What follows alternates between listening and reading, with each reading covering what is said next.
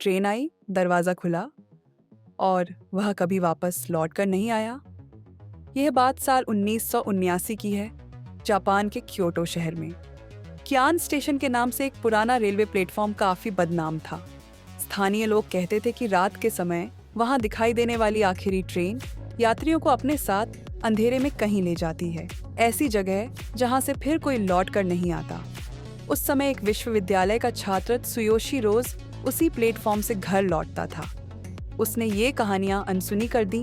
उसे लगा ये सिर्फ दादी नानियों की अफवाहें हैं। लेकिन एक रात, बरसात की रात में उसने उस स्टेशन पर कदम रखा। प्लेटफॉर्म पर अजीब सन्नाटा था। हर दिन की चहल पहल गायब थी। दूर सिग्नल लाल चमक रहा था। अचानक रेल की सीटी गूंजी और धुंध फाड़ते हुए ट्रेन आई।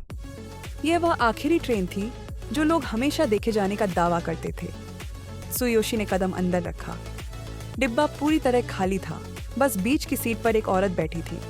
उसका सिर झुका हुआ था और लंबे काले बाल चेहरे को ढक रहे थे। जब ट्रेन चली तो बाहर का दृश्य असामान्य लगने लगा। रास्ते की बत्तियां एक एक करके बुझने लगीं, मानो रोशनी को कोई निगल रहा हो। त्सुयोशी ने कांपते हुए औरत से पूछा, क्या यह ट्रेन क्योटो जा रही है? धीरे धीरे उसने सिर उठाया। उसकी आंखें नैक की आंखें नहीं थीं, सिर्फ काले गड्ढे और होंठों पर हल्की मुस्कान। तभी ट्रेन की खिड़कियों से बाहर देखा तो उसने पाया कि रेल की पटरी अब जमीन पर नहीं थी। ट्रेन हवा में किसी अनजाने अंधेरे शून्य में दौड़ रही थी। वह उठकर दरवाजे की तरफ भागा, मगर दरवाजे बंद थे और अगली ही घड़ी सारे डिब्बे में सड़े हुए मांस की गंध भर गई। त्सुयोशी चीखने लगा और स्टेशन कर्मचारी के मुताबिक उसी चीख की हल्की गूंज प्लेटफॉर्म पर सुनी गई। लेकिन उसके बाद वह कभी नहीं लौटा। अगले दिन जांच हुई तो सीसीटीवी कैमरे में साफ दिखाई दिया। स्टेशन पर ट्रेन तो आई थी, लेकिन उसमें सिर्फ त्सुयोशी चढ़ा।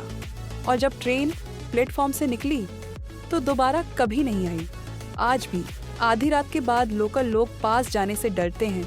कहते हैं कभी कभी उस स्टेशन पर देर रात एक भटकी हुई ट्रेन की सीटी सुनाई देती है और जो भी यात्री उस ट्रेन में चढ़ेगा वह किसी दूसरी दुनिया में कैद हो जाएगा, बिल्कुल त्सुयोशी की तरह। कहानी अगर झूठ भी हो तो यह सवाल अब भी खड़ा है, आखिर वह ट्रेन गई कहाँ?